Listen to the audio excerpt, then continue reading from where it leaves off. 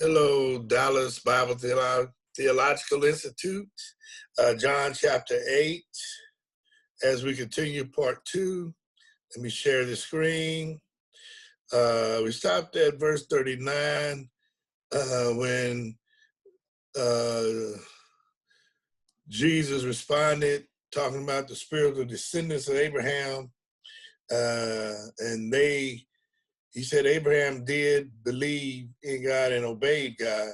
So since John the Baptist had said, here comes the Lamb to take away the sins of the world, he was here representing the Father, they should also believe in him. And then we get to verse 40. It said, but now you seek to kill me, a man that hath told you the truth, which I have heard of God. This did not Abraham, but they were rejecting the heavenly messenger and seeking to kill the one who told them God's word. Abraham did not do that. He was obedient to God's command. And then 41, it says, ye do the deeds of your father. Then said they to him, we be not born of fornication. That's right. We did that as far as they were talking about not being legitimate. They consider they were legit as far as them being of Abraham. Then I'm just reviewing a few verses to get us back up. Verse 43, you say cannot hear because he is the Logos. You're unable to hear spiritually the word because he is the word. Jesus is the Logos. Then we get to 44 and it says, you're the father, the devil, and the lust of your father. Ye will do. He was a murderer from the beginning and abode not in the truth because there is no truth in him. When he speaketh a lie, he speaketh of his own, for he is a liar and the father of it. Right here, the devil is the enemy of life and truth. By a lie, he brought spiritual and physical death to mankind. Look at Genesis 3 and 4. It says, and the serpent said unto the woman, ye shall not surely die. See, he distorts the truth. See, there's no truth in him. He is a liar and the father of lies. And he seeks to lead people away from God. That's his job. That's what he's been trying to do ever since he got kicked out of heaven, the source of truth and life. This, Paul says, 2 Corinthians 4 and 4, in whom the God of this world has blinded the minds of them which believe not, lest the light of the glorious gospel of Christ, who is the image of God, should shine unto them. Since these Jews wanted Jesus' death, since they rejected the truth and embraced the lie, their family solidarity with Satan and his desires was certain. So how different from having Abraham as their father? So verse 45 said, because I tell you the truth, you believe me not. Again, he says, Jesus in contrast with them, he lives in truth and proclaims it. Since unbelievers love darkness, they love darkness. They don't love the light. And falsehood, not reality. They reject Jesus. We can see that even with the president who will not be president anymore. I mean, lies. There was no facts. Everything he says was false. But many people hold on to what is false and fake and not real. And that's why they rejected Jesus. Verse 46, which of you convinceth me of sin? And if I say the truth, why do you not believe me? Many accusations have been made against Jesus Christ. In chapter 7, 12b, it said there was such murmuring. Remember, they were murmuring among the people concerning him. For some said he is a good man. Others say, no, he deceiveth the people. Jesus right here is telling them again, I tell you, I am the truth. But he is also committed to doing God's will. I always do what pleases him. He always do what pleases the Father. that is impossible to show any connection between Jesus and sin. Can any of you prove me guilty of sin? That's what Jesus said. Since this is so, they should have recognized his divine origin right then. His second question, why don't you believe me, is answered in the next verse, 47. He that is of God heareth God's words, and you therefore hear them not, because ye are not of God. Simple as that. Belonging to God is the basis of hearing him. To hear God is not a matter of being able to discern audible sounds, because he does not speak to us audible in this dispensation. He speaks through us through his word, the Logos, audible sounds, but of obeying the heavenly commands. Jesus' hearers' absolute rejection of the heavenly word was a clear reflection that they did not belong to God. Literally, they are not of God. And that's what Jesus was letting them know. So then answered the Jews and said unto him, say we not well that thou art a Samaritan and hast a devil? Remember the Samaritans, they were a mixed race with the religion the Jews consider apostate. And then to call Jesus a Samaritan was to use a term of abuse, referring to a heretic or one with a faulty worship. They're charged that Jesus was demon possessed. Even chapter 7, verse 20, they said, the people answered and said, thou hast the devil, who goeth about to kill thee. Suggested they thought he was mad, that Jesus was unclean and evil. How ironic that after he said their father was the devil, they said he was demon possessed. So they had to come back and say something. Because remember, they're in public, they're talking.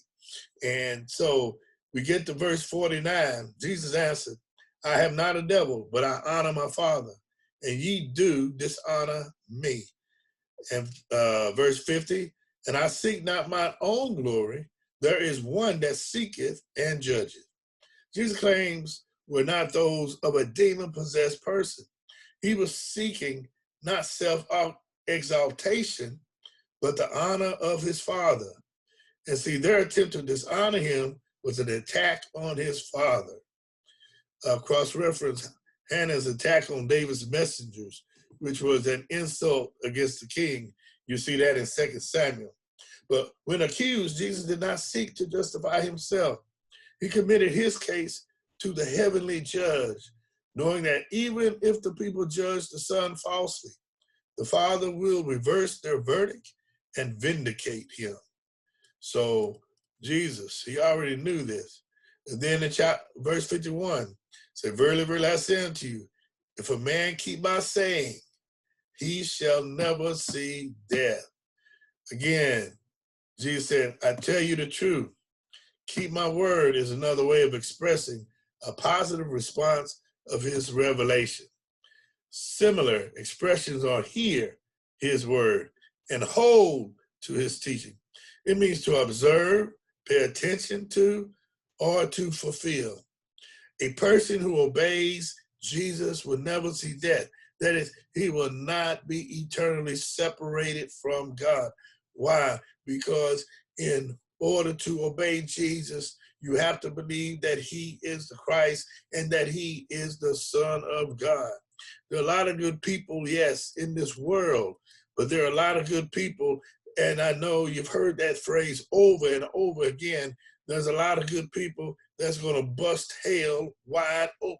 Why? Because they did not believe that Jesus Christ is the Son of God, and they did not obey his word, his teachings. So now we get to verse 52, 53. Then said the Jews unto him, now we know that thou hast a devil. Abraham is dead, and the prophets. And thou sayest, if a man keep my saying, he shall never taste of death. Art thou greater than our father Abraham, which is dead, and the prophets are dead? Who makest thou thyself? See, his opponents thought that he meant physical death. A taste, to taste death means to experience death. Hebrews 2:9 says, but we see Jesus, who was made a little lower than the angels for the suffering of death, crowned with glory and honor, that he, by the grace of God, should taste death for every man. He had to experience it. So they concluded that since Abraham and the prophets had died, he must be insane or demon possessed. In the Greek, that first question in chapter 8, verse 53, art thou greater than our father Abraham, which is dead, who died, and who are you? The irony is that, of course he is, but he had not come to proclaim his greatness, not at that time. And then we get to verse 54. It says, and Jesus answered, if I honor myself, my honor is nothing. It is my Father that honoreth me, of whom ye say that he is your God. Right here, if he honored himself, when we look at verse 50, where he said, and I seek not mine own glory, there is one that seeketh and judgeth. So we say, if he honored himself, his glory would have no value. The Father is the one who will do the work of vindication.